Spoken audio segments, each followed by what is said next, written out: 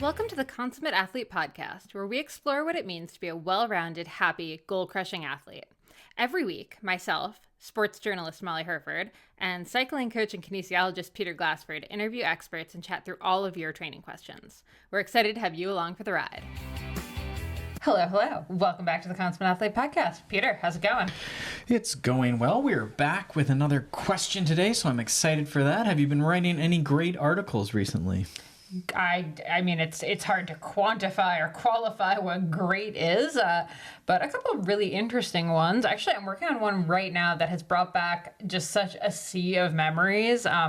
It's about how long it takes to ride a century, which obviously the obvious answer, it depends. But what we're trying to do is present sort of a range of times and how to think about it, how to prepare for it, because you watch, if you're new to cycling and you maybe watch a Tour de France stage, you're like, century, all right, I'll knock that out in 4 hours or so. Right.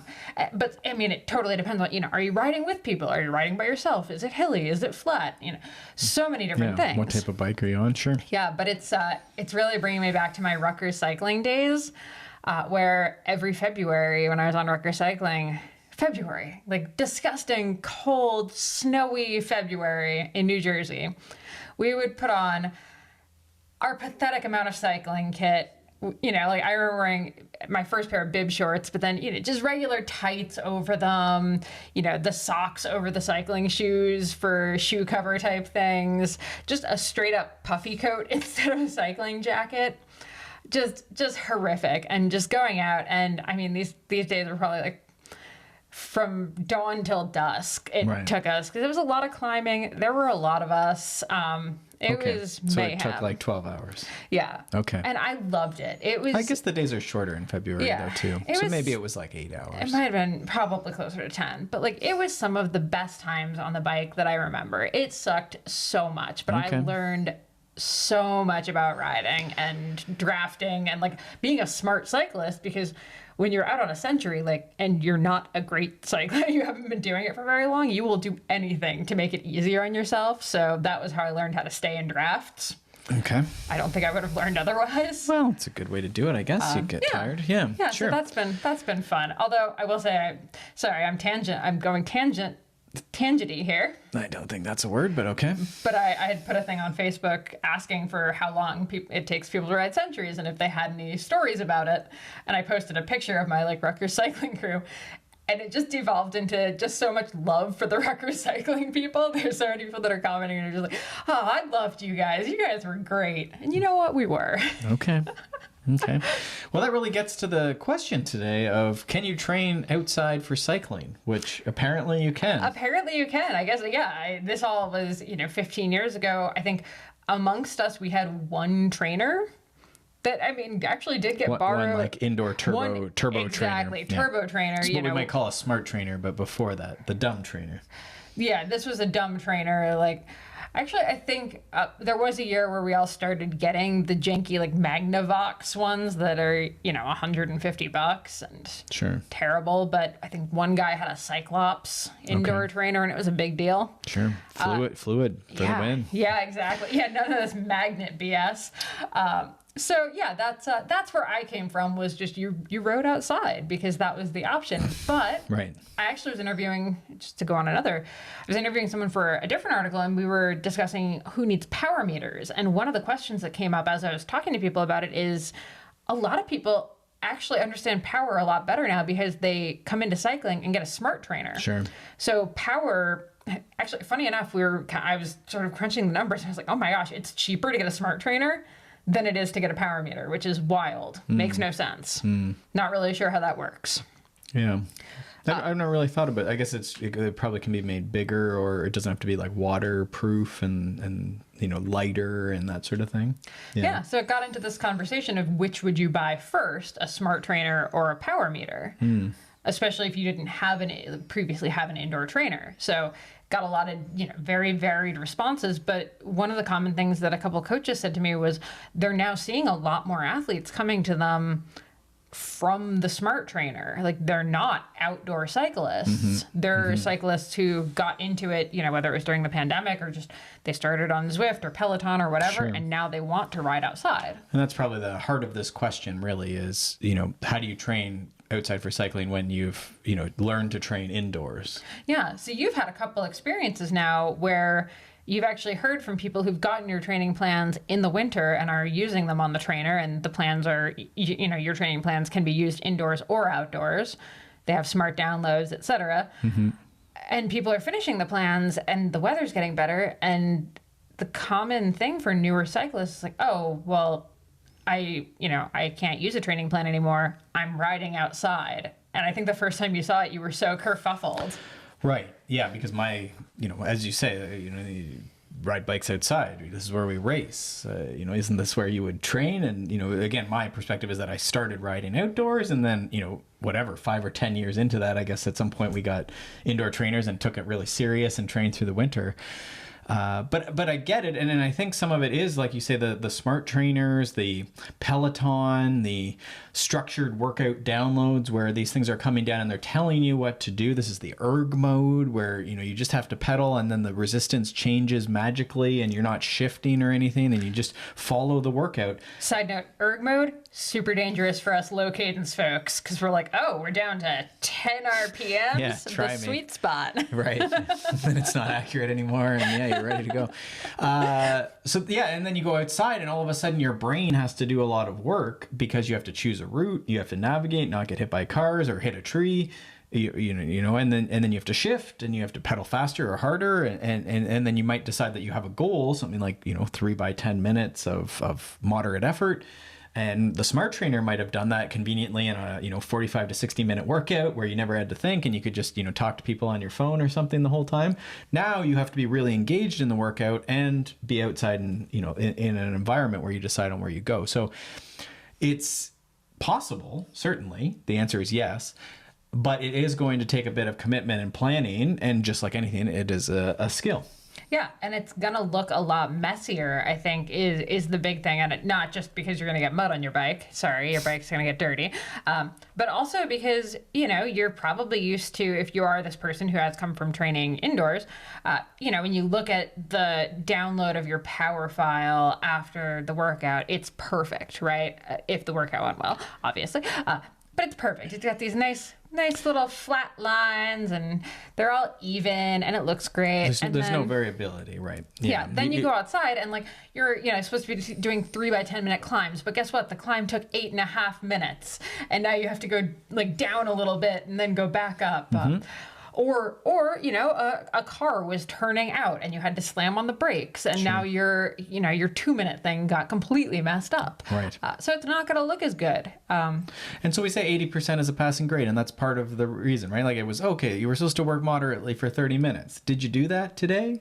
Right? Maybe you had to divide it into 6 by 5 minute or 10, 8, 6, 5, 4, 3, 2, 1 or something like this. I don't know if that adds up to 30, but something like that. You know, you took a break, a little extra. You had to make up 5 minutes at the end because it was only an 8-minute hill. It was on flat. You know, you certainly can do intervals on flat. And so what I try and remind people is if they're doing any sort of races, usually, you know, you go and do a mountain bike race, which is quite variable. There's coasting. But if you watch your heart rate, it's actually very pinned, usually towards threshold. And so they say, oh, wow, like I was working really hard and my heart rate was actually up. Especially if you've been basing off of heart rate, you can see, oh, okay, well, there maybe is more to the story than just simply, you know, pedaling in this very specific way or very steady way. And then if you go and do something like a road time trial, that's probably the best thing to see, because now you're holding your power super steady for 40 kilometers and you maybe see, oh, where would that route be? You know, okay, I have a route like that at home, or this is, you know, near my home and I could go and replicate that. So we have clients in Toronto and Pittsburgh and New York and all these cities where people somehow find little industrial loops and little blocks where they can do, you know, park loops where they can do these intervals, right? Side note, another Rutgers story about that. Be super careful if you're new to an office park and you're going to use it for practicing for crits. One of my teammates actually lost a couple of his front teeth because what he didn't realize was that one of the parking lots had a chain across it. Oh, no. And went to go do an interval and smashed into it. And A lot of blood, a lot of teeth through skin, not great. So before you jump into said office park and start just raging through it, do a slow lap and look for... For sure. And again, you might say, okay, well, this is a lot, right? But it's the nature of a crit race or a bicycle race or a group ride or just enjoying nature is that there's variability and you have to keep your head up and watch where you're going, right? And this is good for us. This is our brains and our bodies love having to, process information and react to it. And indeed, that's cycling. Now, you could be an indoor Zwift esports person. You love going to spin class. You don't have to do this, but it certainly can be taken outside. And so when we build plans, I try and encourage that, you can just follow the description or the title. The title might be like 3 by 10 minutes. Go give a try at that, right? And that's that 80% as a passing grade. Did you do 3 by 10 minutes on something? And I do think that thinking about where would you do it is often, the environment can often make it pretty simple. We're very fortunate. We have 8 to 12 minute climb or a few of them pretty close. So when there's a set of intervals, you go to the climb and you ride up it for that time. You turn around and you come back down to the bottom and then you do it again. And if it was 4 by 8, there's your workout, right? You barely even have to. I did this with the kids, our local race team, and we did 8 minutes up, and then we sort of noted where we got to. And then we did a different type of interval. I think we did 30-30s to start, and then we did steady because I wanted to mix it all up on them so they had to think all the time. And then we did another type of interval, and we were just going to the same spot on the hill. So that's the other way, it used to be you'd do more like the local hill, whatever the time is, and you would go, moderate up it or faster up it, or you try and beat your time up it, or today we're going to do it for 5 times, so you'd pace accordingly. And so that's the other way to think about training outside is just what do you have around you? A lot of people have 3 to 5 minute climbs around them. We certainly have listeners who are in Colorado and they have a 2-hour climb or a 1-hour climb, around them. And so they can go do things like 3 by 20 minutes or 60 minutes moderate, something like that. And so when you have this environment around you, you can certainly go and do that. But that's not to say anywhere else, you can't do laps of something, or I did 2 hours of tempo the other day just out on our gravel roads, and it was a little rolly, but I just tried to stick to flatter roads that were safe and try and make lots of right hand corners, and it was a great adventure, and I was moving really fast and having to think for that full 2 hours, but to get ready for a gravel race, right, where it's you're on the gas for extended periods. Which I think gets to the what is your actual goal. Mm-hmm. So, if your goal is a gravel race or a mountain bike race or a road race or a crit, and I think this is the point that often you're like, oh, I can train for a road race on the trainer. I would argue you absolutely cannot.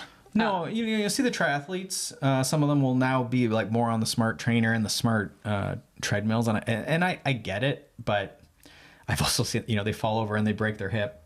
Getting water at a water fountain. So I don't know if that story resonates with anyone, but well, and I think beyond corners, I think actually one of the biggest my tangent is always the eating and drinking. Actually, when you're on a smart trainer, everyone keeps their water on a table beside them, and that's great if you're doing a Zwift race or something, and you actually you want to be really accessible to your water because you're going to be going hard.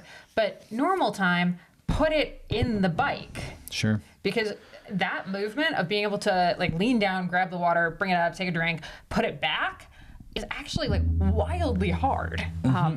The number, even when we were in Spain 5 years ago with the junior camp, most of the kids couldn't eat and drink. And obviously a lot of them have gotten really, really good at this point, 5 years later. But at that point, we had to keep stopping because they had to get food out and eat it, take their water bottles out and drink. Because they couldn't actually do that while riding. Mm-hmm. And so this is, the skills should be embedded. Sometimes when we think about skills training, we think, oh, pylons in a paved lot. But the skills should be embedded into that interval session. So I was talking about 4 by 8 minutes, you're drinking maybe on the climb up or just as you're turning around, you're descending technical gravel, your coats are coming on and off, that sort of thing. Another session I just did was mountain biking. It was 5 by 3 minutes, and just on a single track climb, there was one little dip in it where, I got 3, 4, 5 seconds. There was a drop off into a berm. It was really fun. And then back to climbing. So I did get a little bit of break in the 3 minutes. So I think the actual interval ended up being 3:30 or something. But there was a tiny bit of break in the middle, and then super fun technical descent, that took a minute 40 if I was smooth on it.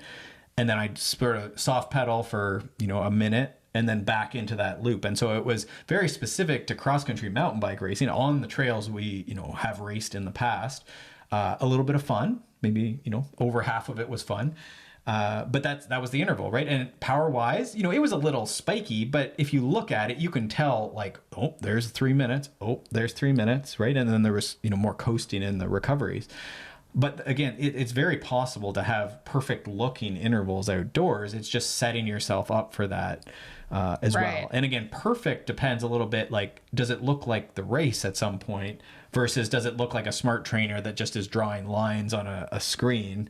That's not necessarily perfect. The body doesn't work like that. The body likes some cycles where there's, a little micro breaks in how you're pedaling, little surges when you stand up. The body really likes moving like that. So especially some people find the trainer very difficult. And I think those are the people that really like variability. They don't like the super like monotonous power output where it's just steady Eddie, and some people like that. Those are probably your time trialists and your maybe all day gravel racer people that just can slow burn that super steady.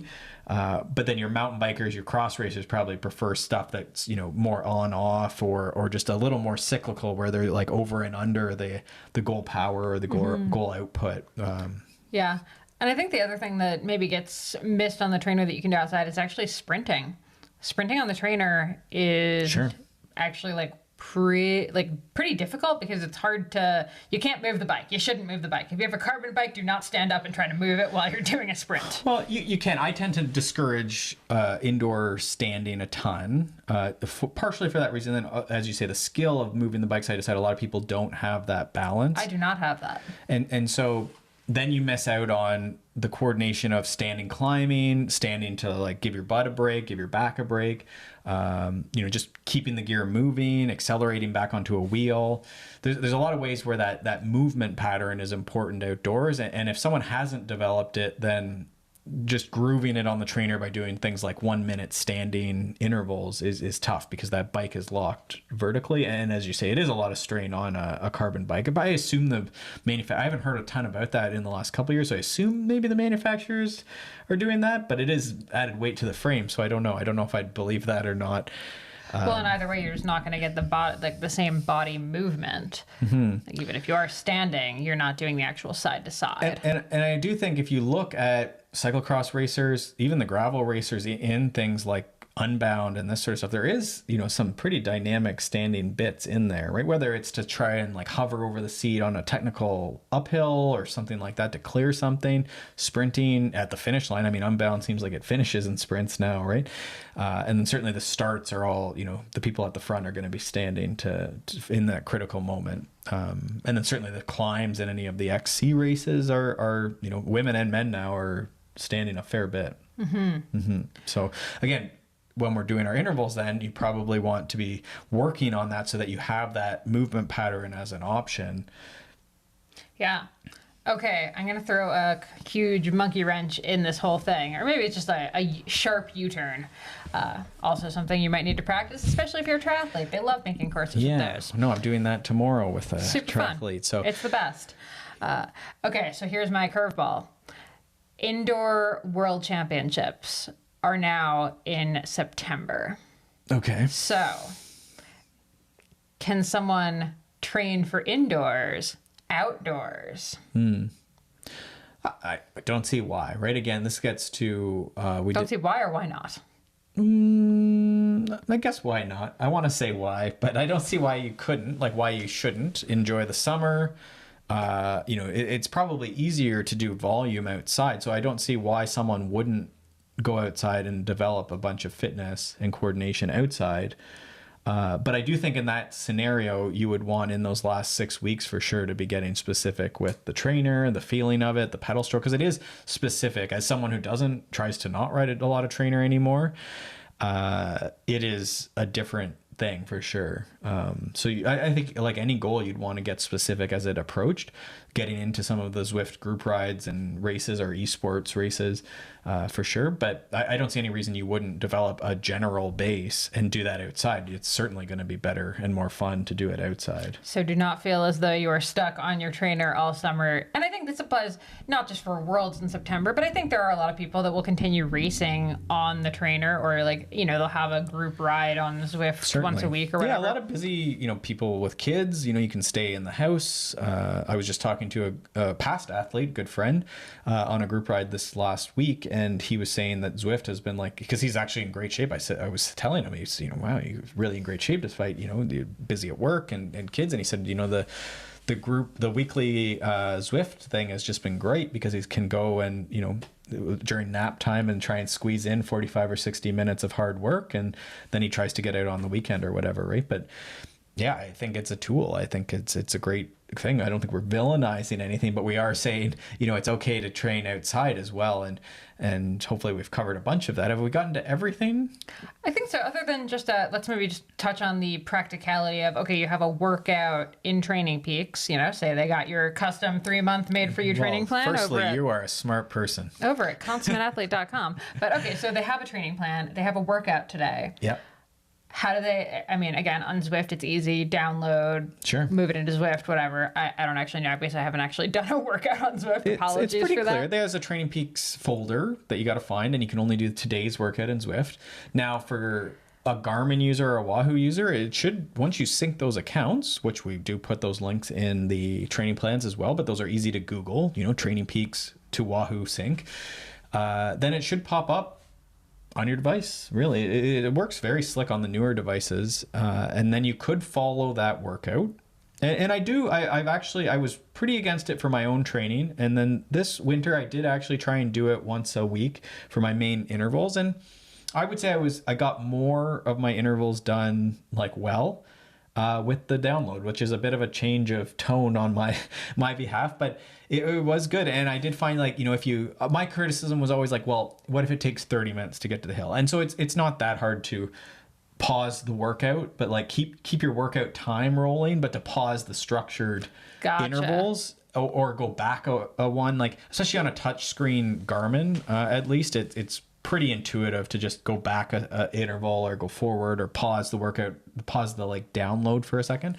So I found it great for intervals. Like, you know, I was doing a bunch of the 40-20s over the winter, and it was great. Yeah, it's because some of these things are hard to keep, you know, the timer going and know when you're at 10. Mm-hmm. You know, it's not impossible. It's a 10-minute interval. It's really not that hard, but some people find it very hard to do the math and to count it out and to use the lap function. So this really automates it and gives you a couple different displays where you're like really focused on your power output. And yeah, it was pretty good. So I think it's pretty straightforward from that perspective, but that's the workout download.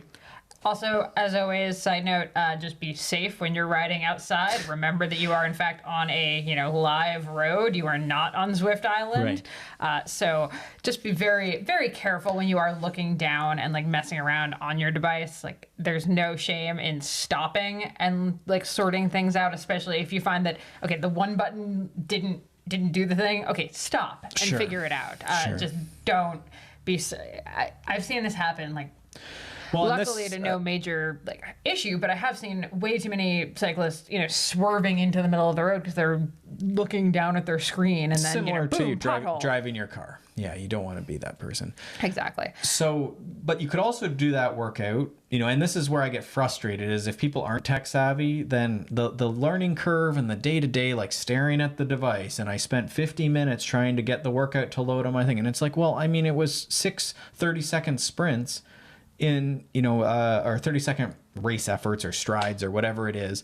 Like, just go do your workout, you know, roll out the door, and then over the course of that 1 hour ride or 90-minute ride or 2 hour ride, you're going to do 6 by 30 seconds. Like, put that in your brain or write it on a little card or look at it on your phone, you know, before you go out, or stop if you forget. But 6 by 30, that's what you're remembering. 6 by 30 hard, do it. And this is what I mean by the, you know, it's not really that complicated. And even something like a 40-20 can seem complicated, but, you know, you just have to remember it's, say, 3 by 10 minutes, right? And that's all the 40-20 is. So then you're going to go 40 seconds hard, 20 seconds easy, every minute on the minute for 10 minutes. So you just really start the timer at 10, lap time starts the timer. So you go hard for 40 seconds, rest for 20. At minute 1, you go hard again for 40 seconds and then rest for 20 seconds. At minute 2, hard for 40 seconds. And so you're going to do that till you get to 10 minutes.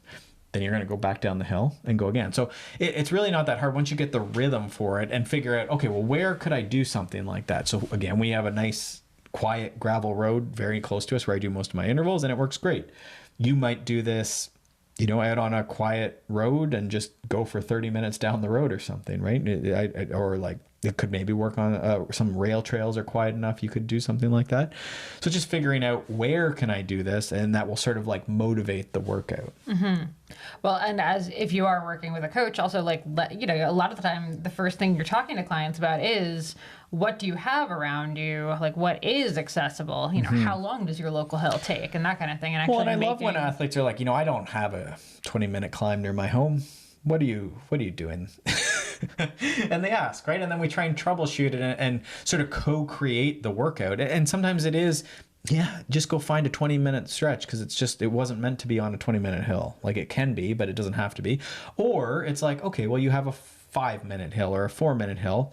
It's more about the duration. So you're going to do 10 by 4 minutes maybe, because you live in the city and there's this 4-minute hill, and that's the best case scenario on a weekday. Like it's monotonous. Like sometimes that's the problem with 10 by 4 is like a little like up and down and up and down and up and down. But, sometimes I push back and say, well, you are doing a 200-mile gravel race. Like monotony is something you're going to have to get used to as well, right? So there is that. But I think the figuring out what you're able, the area you have and what are the different routes you can use, that's really a training plan, right? You have the like, I know one client was telling me just on the phone on Friday here, I have this great 90-minute path route that goes and it's really nice in nature. And I know it takes about 90 minutes and it's flat. I can stay in my zone 2 or my under 75% or stay in my low intensity very easily. And so this is just great. I want to keep this in there. And so like, that's almost their workout is this route on Wednesdays and Sundays. And then there's like, they go to this place and they always ride up and down this hill, whatever the name of the hill is by you. And that's always your Tuesday, right? And so you start getting like, it's not even the intervals that you really need to know. It's where are you going on your bike? And then it sort of builds out the training that way, right? Mm-hmm. I always mountain bike on Saturday, usually at this place. And this is what I do. I ride for 2 hours and maybe I ride a little harder or a little easier or hard in these places or this many times up the hill. And that's where the training can really come into your outdoor routine. Yeah, I love it. And also, what people used to do people do masking tape on their top tube anymore? That's like one of my favorite things. The odd person will, especially when they're getting used to training. And it is like you sort of have to learn how to train a little bit. So I get it. But yeah, the odd person will do that. Again, so you would just write down your 3 by 10 or whatever onto your masking tape and put it on your top tube. I like that because you could also leave yourself a little note. Like, you've got this. I probably prefer that. Sometimes I'm like, I wish... probably the workout can be simple enough, but I get it. Some people want to have, then we get a warm up and there's some warm up drills or something, or some workouts get complicated. But I do think that to your point, some of the indoor workouts are extra complicated because we're trying to entertain a little bit. And I do this, right? It's like 10 minutes of sweet spot and then 2 minutes break and then 2 minutes of high. I'm trying to think of like one of my more complicated ones. 2 minutes of sweet spot, but with super high cadence, then 2 minutes off, then 9 minutes of sweet spot, normal cadence, and then 2 minutes off, and then 2 minutes of super high cadence sweet spot, and then 2 minutes off. And then it goes like this. But I would never give that to someone outside. And that workout says, if you can go outside, just do 40 minutes of sweet spot, i.e. 4 by 10 minutes. So it sort of describes that. But indoors, we maybe have a little more excitement, especially when we have a smart trainer that can do some of this extra thinking for us and arrangement for us. Outside, probably just remembering like the fundamentals, like 4 by 10, 2 by 20, 5 by 3, and then keeping it simple enough that you can remember it in your head as you go out. Even from a safety element, again, I think when you just have way too many factors you're trying to think about when you're outdoors, especially if you're, a newer rider or just you're not a super pro rider. I've been riding for 15 years. I would still put myself in this category of like, I wouldn't really overthink my cadence while trying to do an interval, while trying to time it, Sure. etc. Because that's just like a recipe for me not paying attention to what's happening around me. Sure. And that's, again, sometimes the workouts will have things like a power and a heart rate and a cadence, and people will want to know, which one should you focus on. And Also, cadence can just bite me. It's just really wrong. I think, fundamentals is like, okay, you're going to work hard for this period, or if it's an endurance ride, you're going to work not hard, low intensity for this period. And so heart rate sometimes can help limit how hard you work. And then if it's an interval, you're usually using effort or power to like motivate, 5x3 hard. So if it was a decision, that's sometimes how I think about it. Like easier stuff is sometimes limited. Like you're trying to not go as hard. That's where heart rate can be really nice. And then power and feeling can help with the harder bits. Now, all the stuff is useful, but I think when you're thinking about just getting started outside with training, and if you were making that decision, that's how I would think about it is, 5x3 is just get yourself up that hill 5 times. And if you don't have power, then your feeling is great. And, you could time yourself up that hill. Does it take 3 minutes or does it take 3 minutes and 5 seconds after you get tired? Right. And then that's feedback. Oh, and then in a month, can you do it in 2 minutes and 50 seconds? And that's feedback. Right. And so that's training. And outdoors, it's so great. Right. When you start seeing that, oh, okay, the hills, this is how the hill's going. Today I did 10 times up this hill or whatever it is. Mm-hmm. Yeah. Love it. Got anything else? No, I think we covered most of it. We covered, the goal. You're sort of thinking about like you're preparing for something. So that's usually, I'm getting ready for a certain type of group ride or a certain type of race. And so that might motivate where you're doing intervals. And then we talked about the route where you would have like your flat, endurance day route. And then you might have your harder day where the route is motivating it, right? You go to the steepest hill in town and you ride up it 4 times, and those are your intervals. And so that to me is training outside. Side note, not all of your intervals should be on a hill. Just putting it out there. And again, that's where we remind that, most people don't have a ton of hill around them to do. I know, the way you just phrased that was like, then you have this hilly route for your intervals. So I just wanted to make sure that people weren't like, oh, so every interval has to be. No, I mean, you do fall into that, and I am a person who falls into that. But no, for sure, you've done your time trial, you've done your road criteriums, you've done things like that. So I think that's super good and a great experience to have to take the whatever. This is almost the training thing then is like every week you could try and do 5x3, but do it in a different scenario, like paved climb, steep climb, gravel climb, mountain bike climb. These are still all climbs. So we're going on a lot of climbs. And then again, on a like crit route or like a little thing where you can make right-hand corners or just, pinning it down the road or whatever, right? And you could do that same workout, same but different is something in coaching we're always looking at, right? Can you hop the log but slightly differently, right? A different angle, different technique, different speed, different bike. So this is the same thing with intervals. If we think about it as a skill, is can you do 5x3 on a flat, on the pavement, on the gravel, on the mountain bike, on the time trial bike, and still pace it and get that workout done. And I think that's where we start seeing the really skilled athletes are like, yep, for sure I can do that, no problem. I can thrive in this environment, whatever you throw at me. You give me a single speed, I'm still going to do 5x3. Yep. Okay. What else we got? We covered that. I think, I have sort of our tenets. So we have 80% as a passing grade. We have 90% of life is showing up. And then, which I think we talked about during Spring Blahs a couple of weeks ago, the 90% of life is showing up, I think does go back to that. If your goal is something outdoors, you shouldn't default to the trainer every time there's a raindrop. Sure. Which I think is the tendency of people. Certainly it's, you fall into that some weeks.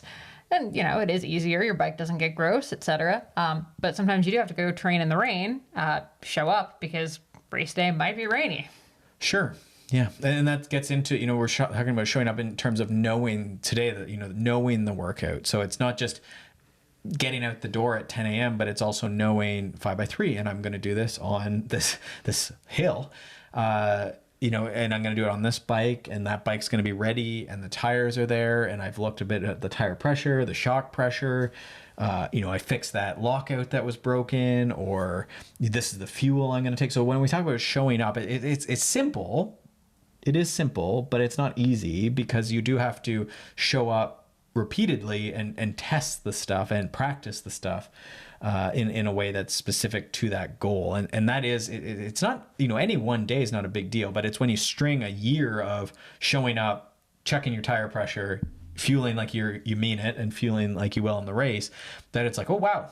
Yeah, that 3-minute hill is a 2-minute hill now, right? And that's where you see the huge breakthroughs in people, is when they do the work, they show up, but like when they show up, it's not just showing up, I sort of got there and my gears don't work and my tires are flat and I don't have any food today and it's cold and I don't have any, my coat.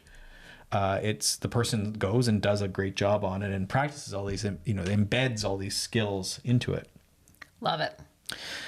Okay. Cool. Do you want to do the last tenet since it's written down? Well, we just did 80, 90. Let's hit 100. Okay, so there's 100%. And then, so the 100% is much of the training process is spent purposefully not going 100%. Which I do think is something that indoor training people can get a little bit. Sure. Every day has something in it, right? Because it's entertainment.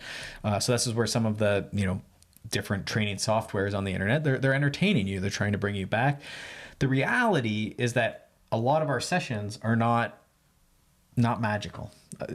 I like to say unremarkable, right? They're a 90-minute endurance session. Yes, it's only 90 minutes of zone 2 or 45 minutes of zone 2 if you're a bit more time crunched, or endurance, we'll call it. But that's a lot of it, right? Is being restrained. I had a young athlete today who's racing tomorrow. And so he had, his plan was to stay, easy, even though we were mountain biking. So he did a great job of just spinning and no ego and, letting the younger athletes go by him on the climbs. And he was just sticking to that plan. I was like, that's, again, showing up for the workout that was prescribed, and he made it work even though it was mountain biking and the group went mountain biking that day. He showed up and used his gears, and he's a fit guy, so he can mountain bike pretty well off road. But I was like, that's pretty good maturity for like a younger, I'm so impressed by teenage type athlete that could just be like, I'm going to be the first guy through here. I don't know that I have that kind of maturity. No. And to do it on a mountain bike, it's a little awkward sometimes. So yeah, that's the, that's the training plan is, you go out, and when we're outdoors again, it's sometimes picking, that's sort of a bad example in some ways, but, it's picking to ride your road bike on the easy days and then riding your mountain bike on the hard days, riding the flat route, on your easy days. Love it. Cool. All right. Well, we will wrap up there. As always, hit us up with the questions at Consummate Athlete on Instagram, consummateathlete.com. Actually, when this goes live, we are like 1 week out from a huge site renovation Well, don't overpromise. update. I'm overpromising. Could run over time, but we'll see. Well, that's true. But I am not overpromising on the site. It's fantastic. So excited. Really jazzed on it. We'll talk about that when it actually does go live. But yeah, as always, thanks for tuning in. Rate, review, share, etc. We deeply appreciate it. Thank you so much, and we will see you next week. Thanks so much for tuning in to the Consummate Athlete podcast. If you want to hear more training, racing, and endurance sport advice, make sure you subscribe to the podcast and leave us a rating and review. You can also subscribe to our newsletter at consummateathlete.com for a weekly dose of inspiration and advice straight to your inbox.